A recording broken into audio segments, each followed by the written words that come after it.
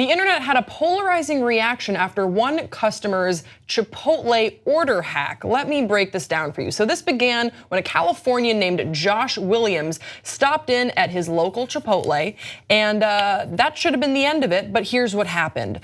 Williams didn't want the tacos to get soggy before he delivered them to his wife and 3 kids. He came up with a brilliant idea. He asked the Chipotle employees to individually package each ingredient separately in a small plastic container. Then he posted the fruit of their hard work on Twitter and asked, "Am I weird or brilliant?" Let's take a look at this photo. So there you go. Everything is individually packaged. I mean, that's a lot. That's a lot of little containers. So when reached out for a comment, Chipotle said, "We always want for our guests to enjoy their experience at our restaurant, and our restaurant teams are trained to accommodate special requests within reason as best that they can." And you maybe would have thought that it ended there, but the internet went a storm over this. A lot of people that work at Chipotle were not pleased and thought it was very disrespectful what Josh Williams did. One Chipotle employee said, quote, "As a Chipotle worker, I feel like customers don't appreciate my time or effort to make their food in a timely manner. I feel like since most restaurants have that customer is always right outlook, the customers let that go to their head and have a superiority complex towards the workers." A lot of other people say that he could have done something else. He could have just gotten separate bowls instead of all these little itty bitty containers, and how that would hold up the line and how it's very time consuming. Another Chipotle employee said, "We're talking about Chipotle. It's not that deep. I'll make whatever anyone wants. I don't know. It's just lame and inconvenient. Just eat your bowl. Stop being so extra. You know, who wants 9 cups?"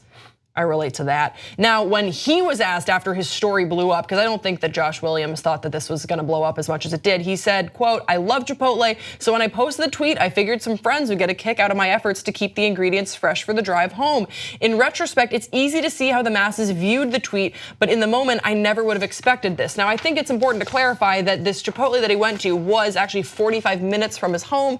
So when he ordered the tacos, he thought that, 45 minutes, they definitely will get soggy. He wanted to preserve that for his family, thus the small containers. People get upset. Jason, are you one of those people? No, when I read the story, I thought, hey man, cool. As Grace said, 45 minutes with, you guys know when you get a bowl at Chipotle, sometimes as the bag gets soggy, even if you double bag it, then you pick it up, your bowl falls on the ground. So this guy's an avid, professional Chipotle eater. What really pisses me off about Chipotle is, I'm 6'2", 200 pounds. I want extra meat in my bowl, and when you ask for extra meat, they shake it off and give you like 3 pieces of meat, and then they get the barbacoa and then shake it off and give you like a piece of barbacoa. Then they want to say, "Oh, you want guacamole? It's extra."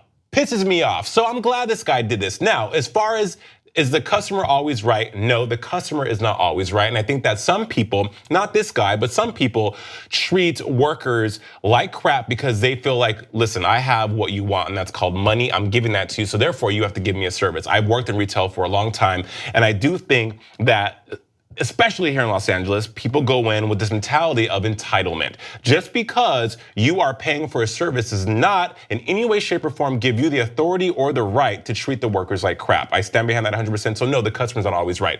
Yeah, it is a pain in the ass to put things in different containers if they're multiple. However, it's not that serious. And I think that Chipotle really responded in a great way, saying, we want our people to have a great experience. So if this guy had been a douche about it, yeah, then it would be a different conversation. Yeah, I don't think this story in particular is indicative of how he views customer service. He also has clarified that there wasn't a line when he went in, because a lot of people were saying, especially when you work in food service, if there's someone holding up a line, it just makes everything worse for you, because that person, if they're holding up a line, is usually being some sort of a problem, and then everyone in the back is more irritated when they come to the front of the line. Now, as someone who's worked in food service before, I kind of lean towards the quote that I read out, which was like, "It's not that deep. I'll make whatever anyone wants." And that's sort of how I was when I was working at a restaurant. Now, I wasn't the sort of made to order. I don't have experience in that. I'm sure that's very unique, and that can be trying as well, especially if there is a line. Everyone has their own secret like Chipotle hacks and special orders.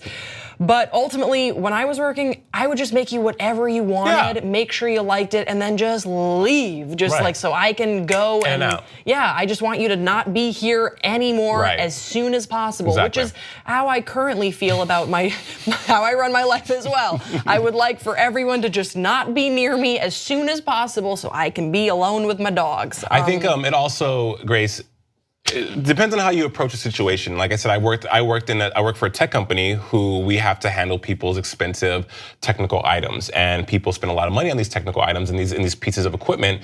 And so you realize the inherent importance and the inherent urgency that comes into play with that. If you approach it with a positive attitude and a smile, a lot of things are not that bad to take. You know, if I worked in food service as well, where I had to assemble things for people, and people are very particular, they want gluten-free, no dairy, things of that nature. So if you just recognize that, hey, this is part of the job, it's more easy to digest. And also, if someone's being cool to you, it's easier. It's so much easier. Yeah, that's the thing. I would say if you are someone with a tricky order, or maybe you have certain dietary restrictions or preferences, that's totally fine. And if you work in food service, you are trained to accommodate that. That is your job.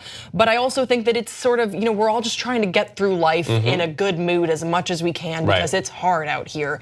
And just recognize that you try and be cool and try and be polite about it, and recognize the people that are working for you to make sure that you get the food, the order that you want. And it sounds like this guy did that. Like, it sounds like he had a decent experience at Chipotle. It was only after the fact that I think a lot of people were projecting what they felt might have gone down at their own place of work onto this. Projection.